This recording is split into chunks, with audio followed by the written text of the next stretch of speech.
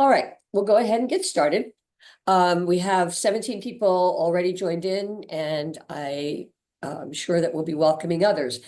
But let me again welcome you and thank you for spending some time this afternoon with us. Our speaker this afternoon is Cori Convertito. And I'm particularly pleased to welcome Cori. She has done a number of programs for the Marco Island Historical Society virtually, and she's always such a great storyteller. So it's good to see you again, Cori. Her topic this afternoon is Henry Flagler, Florida visionary. But let me tell you a little bit about Cori before I turn the program over to her. So Cori's a curator and historian at the Key West Art and Historical Society.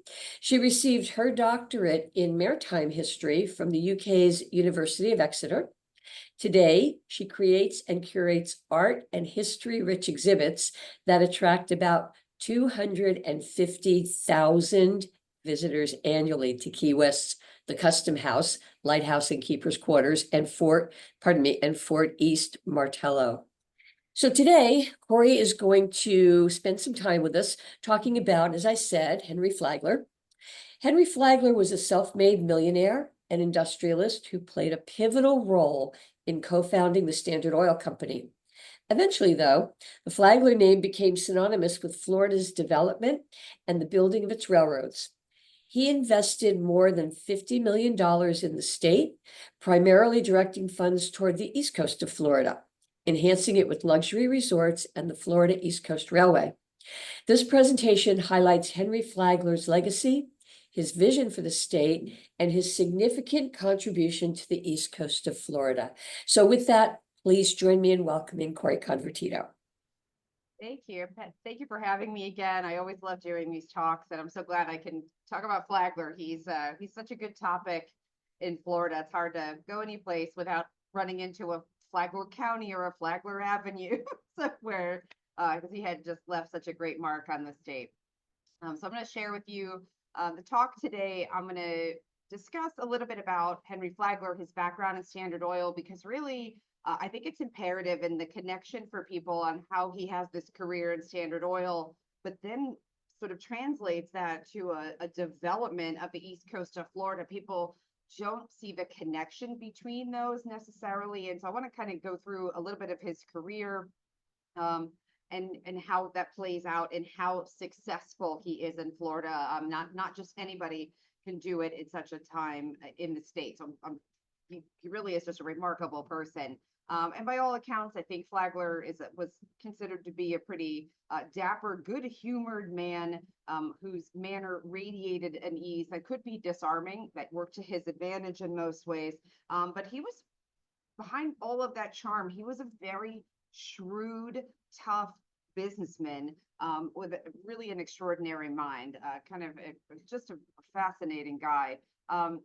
And he had this sign on his desk, and I always like to share this in the first slide, because he had a sign that he had on his desk when he worked at Standard Oil, and this is what the quote said on it: "Do unto others as they would do unto you, and do it first."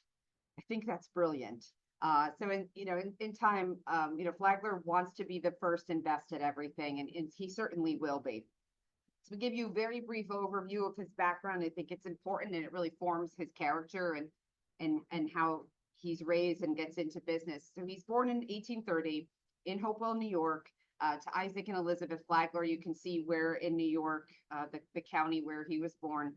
Both of his parents had been married before, and Henry had 3 half-sisters and 1 half-brother. So quite a extended family. Parents had been married a few times. This is going to also be part of Flagler's narrative as well. This is his father, who was an itinerant Presbyterian minister who settled in Ohio. He was really heavily involved in the temperance movement, which I think, again, will shape Henry, and that's kind of not going to be germane to this talk, but it certainly forms his character and what businesses he decides to go in. But his parents will separate, and Elizabeth, Henry, and a younger sister moved to Rock Hill, New York. His dad stayed in Ohio, so he's bouncing around a little bit as a child. And at the age of 14, Flagler leaves school in the 8th grade. and he moves to Ohio near Cleveland to live with his half-brother, Dan Harkness, who you can see pictured here. The Harkness family was his mother's second husband's family. It's a very complicated family tree. And this family is really going to play a pivotal role in Flagler's life and his career. So in order for him to get to New York, or from New York to Ohio, he finds work on a barge that will get him there. Again, it just shows this industrious nature. You know, he wants to get somewhere. He's going to find a way to make it happen. He travels the rest of the way overland to where the Harkness family store is in Republic, Ohio, and he starts working with Dan Harkness, his half brother. He arrives almost penniless, and the two boys are going to work in the general store that's owned by the family, by the uncle. And Flagler at that time is going to earn $5 a month for working in the store, plus he gets room and board. And he proves to be a pretty good salesman. Going to be again, something he's good at for the remainder of his life. And because he was such a good salesman, he started having more and more responsibilities in the store, and was promoted. So all this working hard and learning all of the facets of the mercantile business, he's promoted to manager when Dan, his half brother, moves to a larger store in Bellevue, Ohio. The principal hometown is where the Harkness family is really based. After 5 years, Flagler then moves to Bellevue and bought out one of the partners in the Harkness business with the money that he had saved. So he saved up all this money and wanted to move on to bigger and better things. Again, good businessman. It's in Bellevue that he finds and courts and married his step uncle's second daughter, who's Mary Harkness. Again, I said the family tree is pretty complicated. So he marries Mary Harkness in 1853. He's 23 years old. Mary was 23 and a pretty frail, slight woman. By all accounts, Flagler, again, as I say, he's able to do well. He takes very good care of his new bride. And they, within 6 years, Henry is making enough money to purchase a pretty sizable Victorian house in Bellevue. The couple have two daughters, Jenny Louise in 1855, Cori in 1858, and Cori passes away at the age of 3. And this is their first child, Jenny Louise Flagler. I just think I just love sharing these photos. They're adorable kids. Look at this is Cori Flagler. And then several years later, in 1870, they have their only son, who's Henry Harkness Flagler, who's pictured here with Flagler's wife. Okay, I love family photos. Harry and Jenny are the only ones that are going to survive into adulthood. We've got some photos of them. So Flagler, as he's becoming more and more wealthy, and his family's growing, Flagler and Harkness, the half brother Dan, they remain friends and business associates. And in 1852, they opened together a distillery. Now, Flagler didn't drink, neither did his dad. If you remember, I said he was a big proponent of the temperance movement. But Flagler appreciated he didn't have to enjoy the fruits of his labors. He could separate that from a good business model. He also works as a grain merchant, important in the distillery business. And one of the grain brokers that he shipped grain to in Cleveland was a man by the name of John D. Rockefeller. So while he owns this distillery business with Dan Harkness, or has an interest in it, this is how he meets Rockefeller. Distillery business, very profitable. Liquor was a valued commodity, and it was easily made in stills using abundant grains found in these rural areas where they lived. Beer was selling for 13 cents a quart at the time, and whiskey was selling for half as much. So liquor was by far cheaper and therefore more affordable and in higher demand. And again, with this strong religious upbringing that he has, Flagler abstained himself from alcohol, but saw no sin in selling as much of it as he possibly could. He loved profit. And so the liquor business, he makes a good profit right before the Civil War with it. But when the Civil War is approaching, Flagler does two things. One, he bought his way out of military service. He did not want to serve in the war. He paid $300 for a substitute to take his place. The other thing that he did was to abandon the liquor business for another venture, which was salt. with the war looming and the lack of, the need for food preservation for a long war, Flagler understood even though he was making a great profit then, he pivoted into making a great profit in something else, because these armies that were needing assemblage before the Civil War were going to need to be fed, and salt was a much needed preservative. He understood that. So in 1862, he forms with a partner a salt producing company, moves to Michigan, and where there's abundant salt springs. So again, savvy businessman. Flagler, the salt venture doesn't really work well for him. Wasn't as lucrative as he expected. The salt company that he started with this partner went bankrupt a year after the war ended because the demand was down.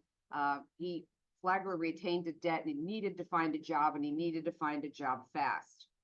Rather than returning to Bellevue, the Flaglers decided to move to Cleveland, much bigger city, higher probability of Flagler finding work. He re-enters the grain business, does well for himself there, and allows him to pay off his debt that he had, and then he wants to invest in some new adventures. His move to Cleveland also offered this greater opportunity, one in which that he was able to reconnect with somebody from his grain merchant days, and that's John D. Rockefeller. So he moves back to Cleveland, finds Rockefeller, and these two connect. Cleveland at the time is this developing center of oil refining in America, and Rockefeller decided to leave the grain business and start his own oil refinery. He needs capital for this project. Rockefeller approaches Flagler, who has done well for himself since the war. He gets money from Flagler and buys 25% share in the company. Of course, it keeps growing and growing and growing. I'm sure we all remember that cartoon from the political cartoon from our history books, that Standard Oil monopoly. So of course it's growing. Where does Flagler fit into this, and how does this all relate to Florida? Flagler's job for Standard Oil, the reason that Rockefeller brought him on board was his prime focus was negotiating rates with railroads. So here's this connection to Florida with this second career that he'll have. In Standard Oil, he had to negotiate the rates with railroads, canal boats, and pipelines.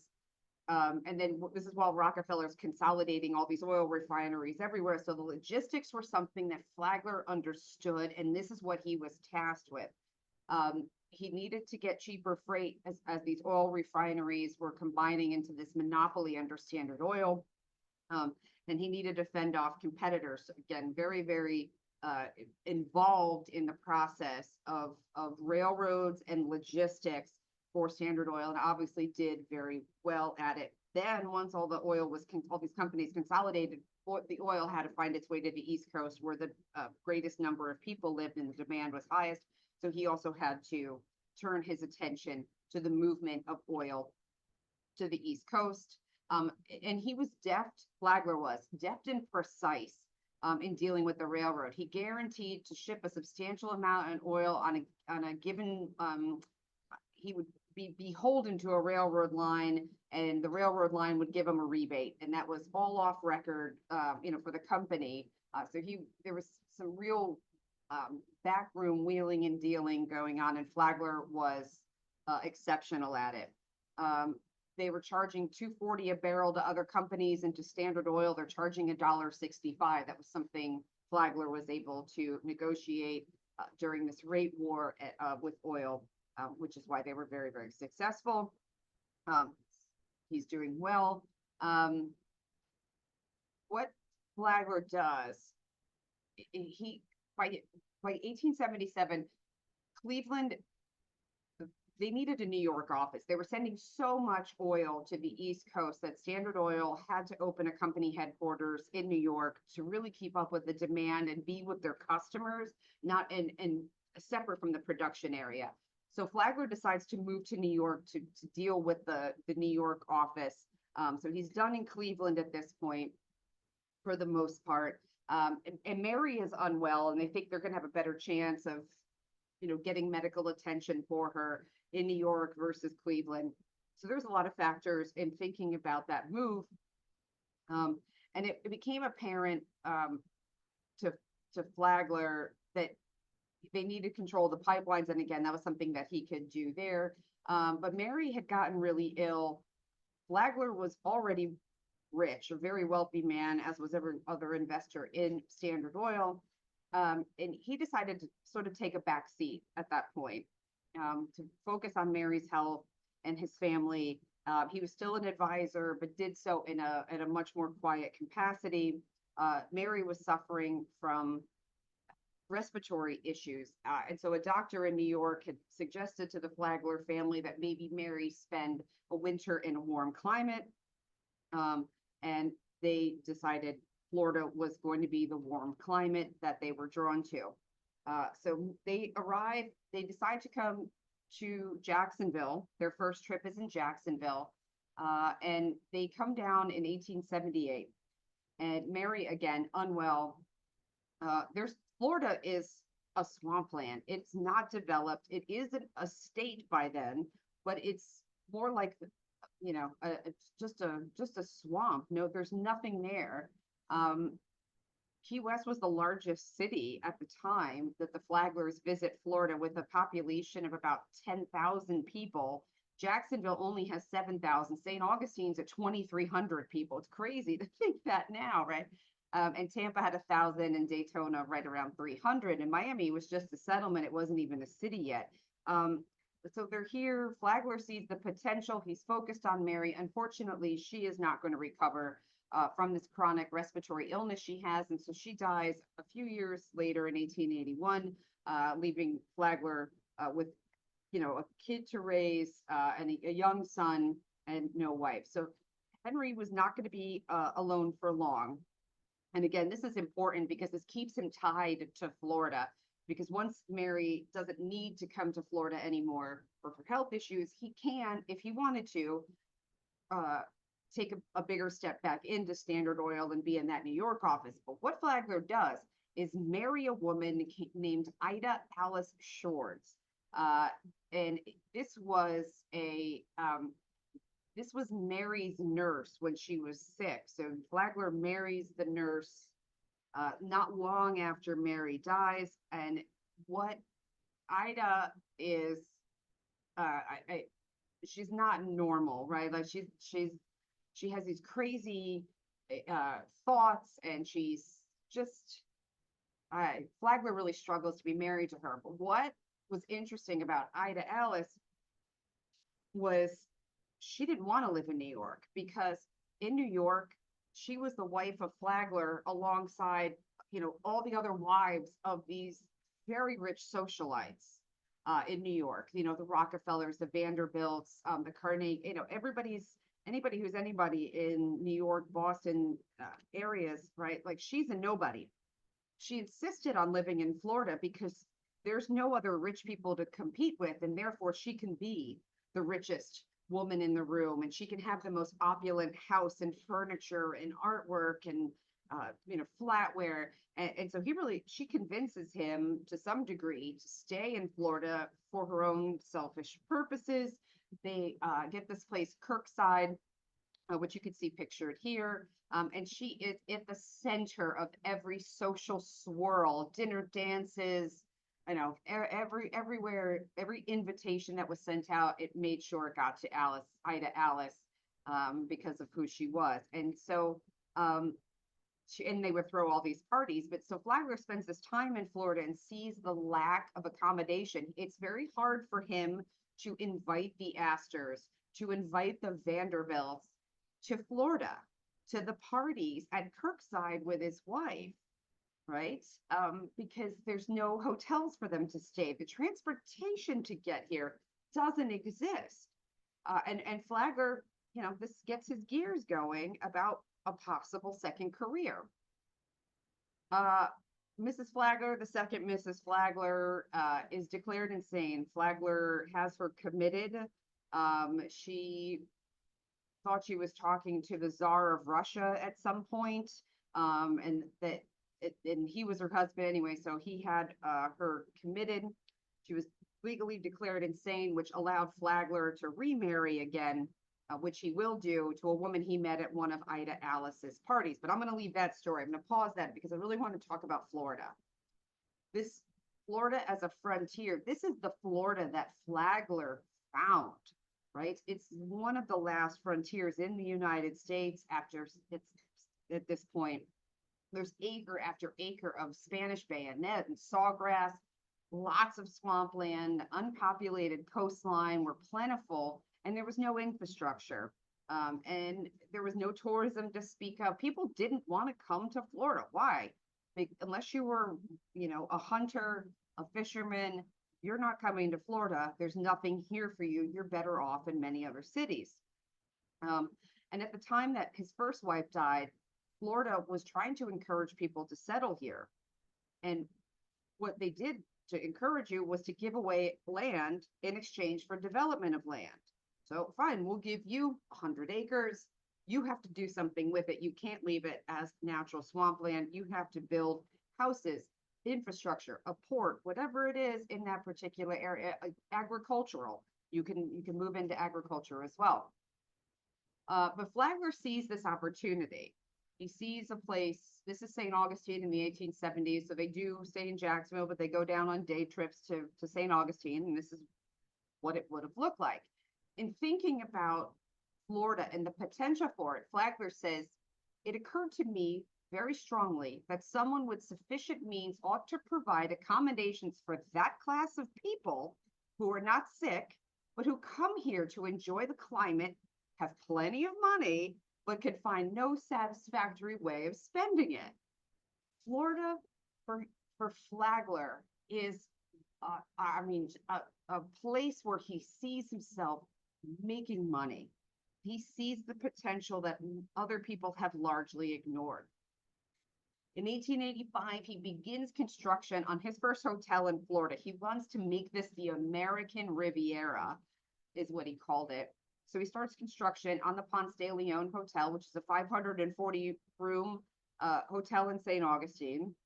The hotel was designed in this beautiful Spanish Renaissance style, and it was honestly the first of its kind that was constructed of poured concrete, kind of unheard of in Florida. And it was also one of the first buildings that was in the country that was wired from with electricity. That's how new it was. But Flagler was sparing no expense because he wanted to attract those rich people to Florida for the winter. And Thomas Edison oversaw the installation of the electricity in this hotel because they were friends. So the hotel opens. Flagler had a hire staff because electricity was so new that Flagler actually had to hire staff to turn the power on and off for folks staying at the hotel because they were too afraid to touch the switches and turn them on and off all by themselves because it was just that new and not, wasn't very mainstream. He called in, Flagler did, notable designers, architects, painters that worked on this project. For example, the interior design of the hotel was headed by Louis Comfort Tiffany, right? He's got these New York connections, which are amazing. And his company, Tiffany and Co., provided all the stained glass windows in the dining room of the hotel. So, these are friends that are good to have, especially if you're trying to drive home. I'm sparing no expense in making this luxury place for friends who have never thought about Florida, ever.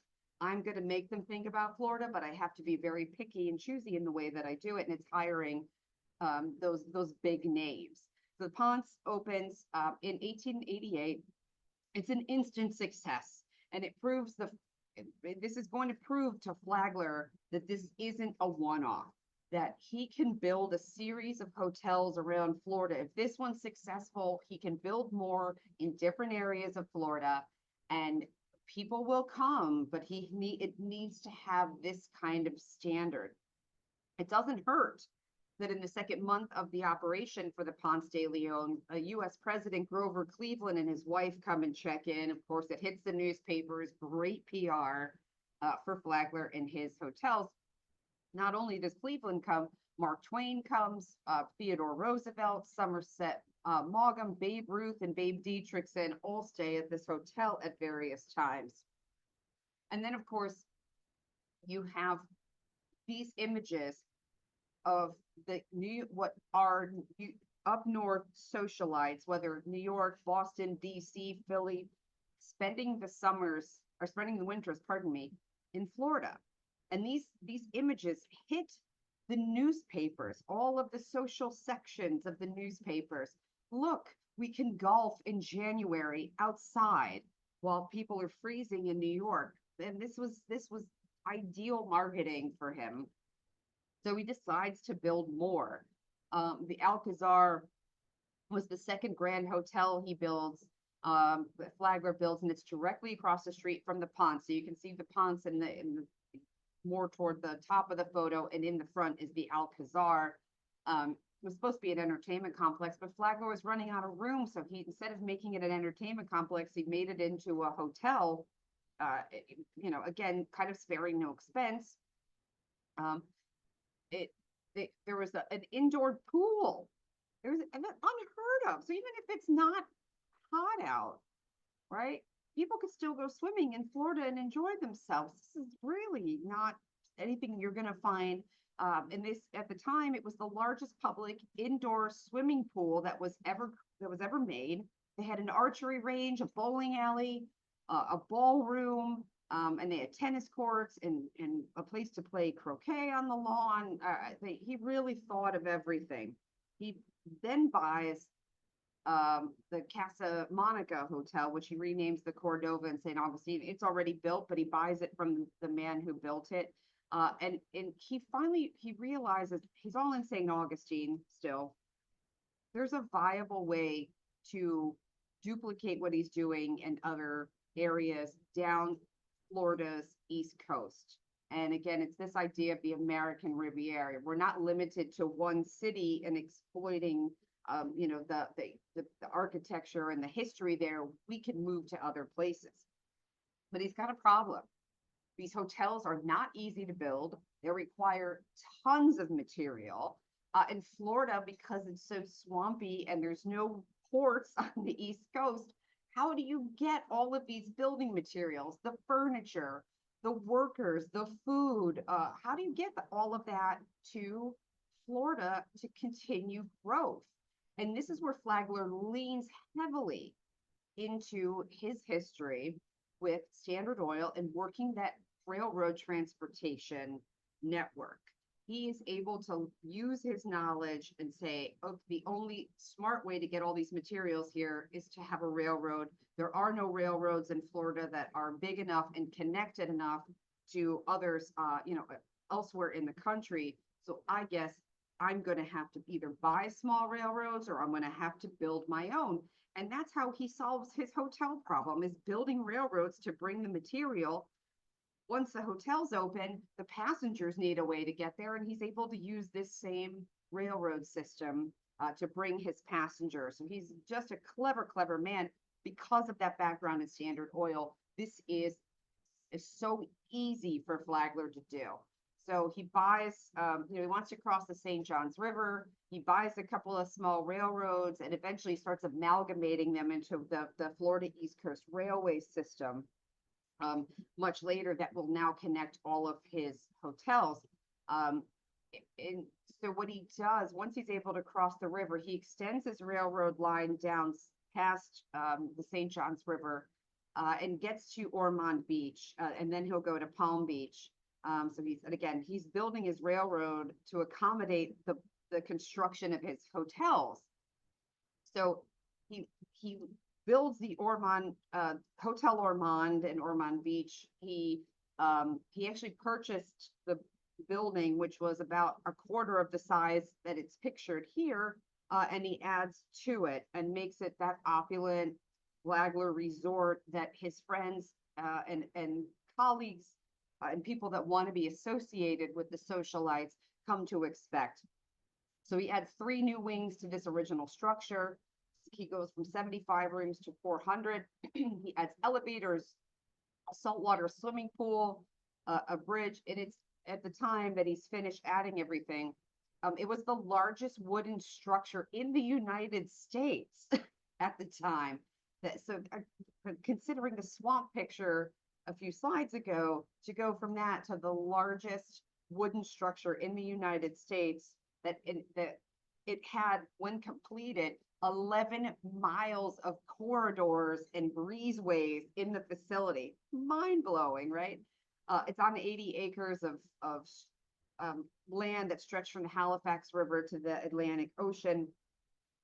John D. Rockefeller, his business partner at Standard Oil, comes down, spends several winters here in Ormond, and that it prompts others to follow, because if Rockefeller's here, then why wouldn't Will Rogers, Henry Ford, Harvey Firestone, Thomas Edison, President Warren Harding, John Philip Sousa, the Astors of Vanderbilt, they're all coming down to Florida, and they want to stay at the newest hotel, which was the Ormond Beach. But Flagler's not done.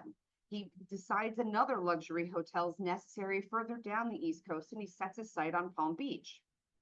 So he builds this 6-story Georgian-style hotel in Palm Beach, right next to the Lake Worth Lagoon, facing inland. Now, most of his properties were not going to be on the beach. The beach was not a luxury item back then. Being near water was fine, but he tended to either stay like on the intercoastal waterways. That's what he thought people wanted. But he did build spur lines so people can access the beach if they wanted to. In this structure, in the Hotel Royal Poinciana here in Palm Beach, there was room enough for 1,700 employees who looked after 2,000 guests. So you almost have a ratio of 1-to-1 when the hotel was absolutely full to capacity.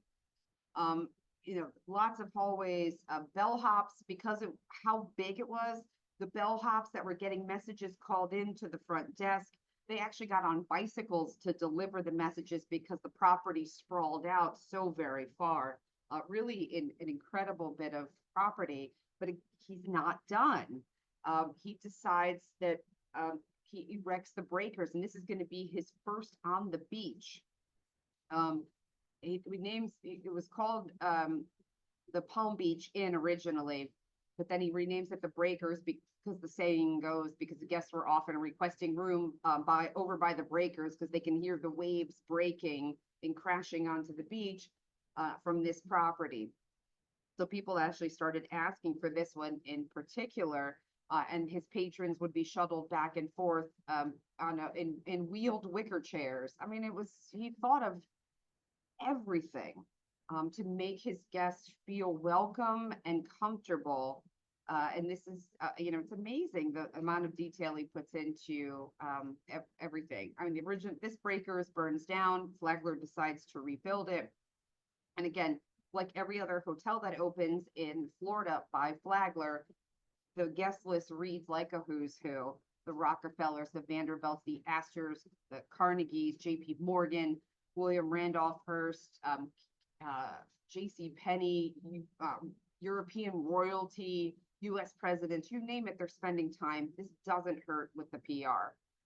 And this is at the time. Now he's worked his way far, enough down the coast that he finally amalgamates his rail line into the Florida East Coast Railway, which does still exist.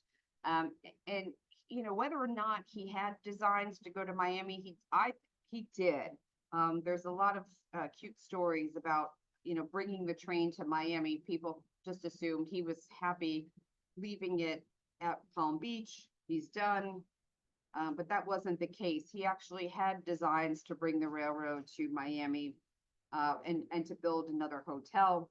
And this, of course, this mother of Julia Tuttle, the mother of Miami, was a local landowner and businesswoman. Now, she's also very smart. And the story goes, Florida had some deep frosts a couple winters in a row, and many of the orange groves that were located in the center of the state had suffered from the frost. And, a lot of them were not the profits from the orange groves were not going to be as much as other years that didn't have this deep freeze.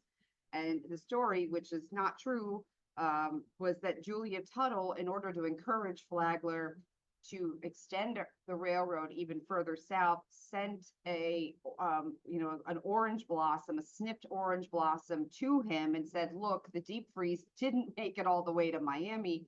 So if you want, I suggest you come all the way down here. Now, Flagler already wanted to go to Miami. So it's a cute story. Did she send it? Probably, but Flagler, they were already in negotiations. I think she was just trying to sweeten the pot.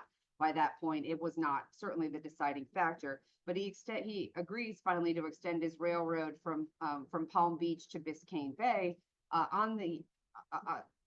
Julie would give him her land, but he had to develop it. He had to build roads.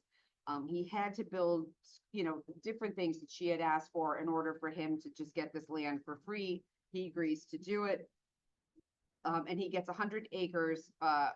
For his hotel. That was part of his bargaining because he wanted, as he had done in other places, to build a grand hotel. Tuttle gave him 17 acres on the river and ocean property for his personal use, and other acreage for the railroad to come down and some development as well. So he builds this large hotel. I like this picture a lot, and I'll show you the hotel in a minute. But, he's got to bring the railroad here first. And these are all these horse-drawn carriages waiting for the train. You can see hopefully the train's pulling into the Miami station once he's got that up and running, waiting to whisk these passengers somewhere. But frankly, the hope is that they would take them right to Flagler's hotel in Miami, which was the Royal Palm Hotel. Really fantastic. Again, big, grand, right on the water. So he opens this for business in 1897, overlooks Biscayne Bay. Again, he's got everybody from the Gilded Age, every who's who is going to be at this hotel as well. And he's really developed this East Coast, but it's not enough. It's not enough for Flagler. He is encouraged in 1896 by a state senator who's actually from Key West. He was Jefferson B. Brown, writes this article, and it's titled "Across the Gulf by Rail to Key West," and he publishes it in National Geographic. And the article is very the target was Flagler. They were writing it for Flagler and about Flagler, but the language in there is loosey-goosey. Oh, some rich person should take up this, engineering challenge, blah, blah, blah. It was written for Flagler specifically. So they write this to gain some traction. The thing about bringing the railroad, continuing down the East Coast and bringing that railroad and hotel all the way down the Keys is not for the hotel. Once Flagler makes that decision to come to Key West, it's because Key West, as I mentioned earlier, was the largest city in Florida at the time, and that meant we were the richest city in Florida. And so Flagler is still thinking like a businessman, and the hotel doesn't matter, but possibly freight coming out of the Panama Canal, which was under construction at that same time. He's thinking big picture. What happens when the Panama Canal opens and ships don't have to sail all the way around South America? They can cut through the canal. Where is the closest American port to the Panama Canal? And it's Key West. And this is one of the real driving factors for Flagler to sort of rethink. The hotels were great. He's making money. All his friends are coming down. This was a business decision for him. Thinking about the freight coming out of the Panama Canal. And this shows you where the Panama Canal is, and then going up to, how ships could sail here. And if his railroad extended all the way down to Key West, then the ship could unload their freight on the island and then take it up the Florida Keys onto the mainland and bring those products anywhere in mainland United States after that. So it was really important to Flagler to get that done, and this was not a hotel decision. But Flagler looks at possible ways to come here. He doesn't just say, let's go down the Keys and extend our railroad. Again, he's very good at what he does. He sends an expedition out to Cape Sable on the west coast of Florida to see if they can cut across the Everglades and come down. And so this is my rudimentary drawing. This is Cape Sable here.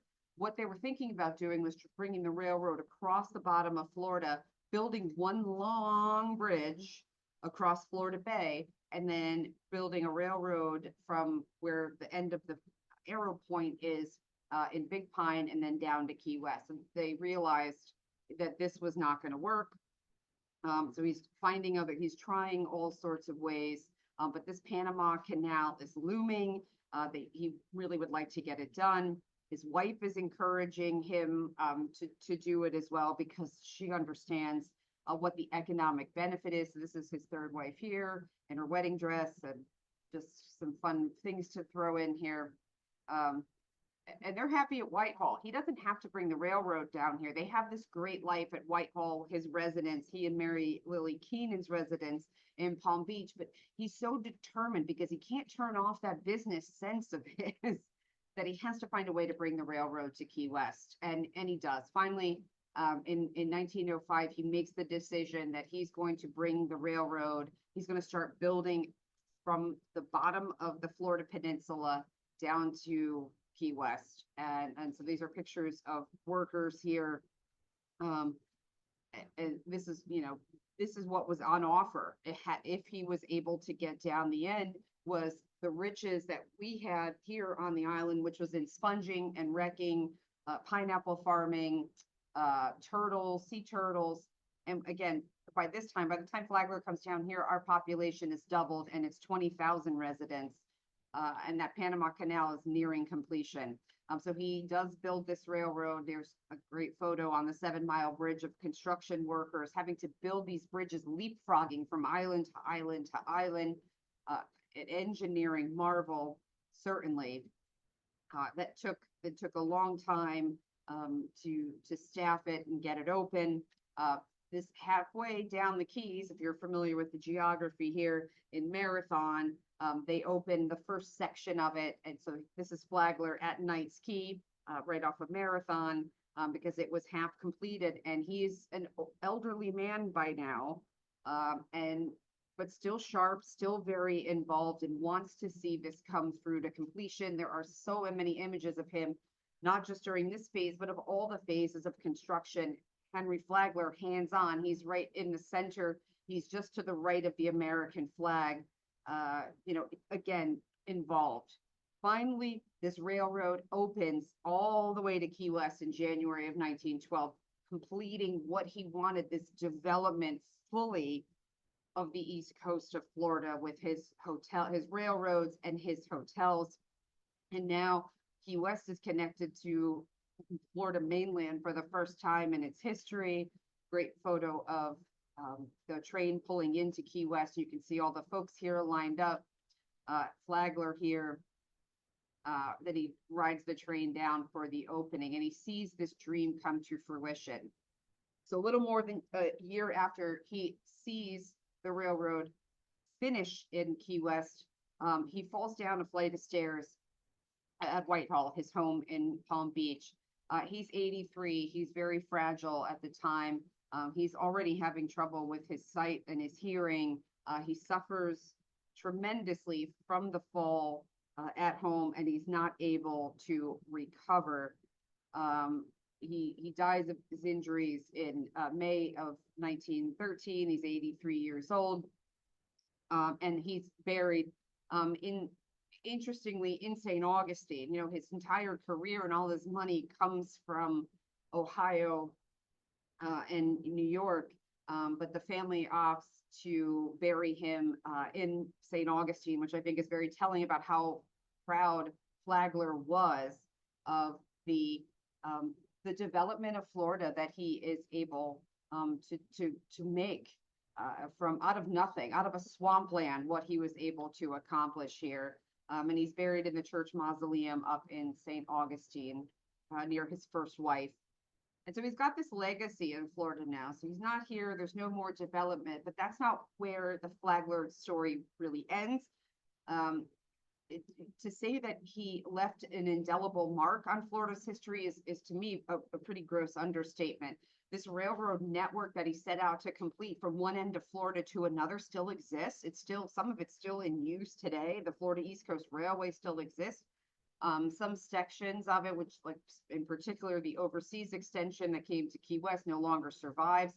His hotels continue to serve the wealthy or folks in other capacities. The buildings, some of them are still there and have transitioned out of hotel use, and one's a college, so you can see, and one's the Leitner Museum. And you can, there's still those visible remnants of what Flagler had pictured as an American Riviera. And even work didn't stop after Flagler passed away in 1913. In fact, the Casa Marina Hotel, which is in Key West, Flagler wanted a hotel as he had done everywhere else in this string of resorts. This was still completed after his death, and it still is open and functioning as a hotel in Key West, and it attracted a bunch of wealthy people to Florida City. So, the work continued, like his legacy still went on, even though the man wasn't there. So I hope you've enjoyed finding out about Flagler. I think, to me, one of the things is, from his modest beginnings, Henry Flagler was able to successfully climb his way up this work ladder, eventually partnering with J.D. Rockefeller and co-founding Standard Oil with him, which he doesn't get as much credit for as I think he deserves. Rockefeller seems to get the most for that. And he makes a fortune working with Rockefeller in Standard Oil.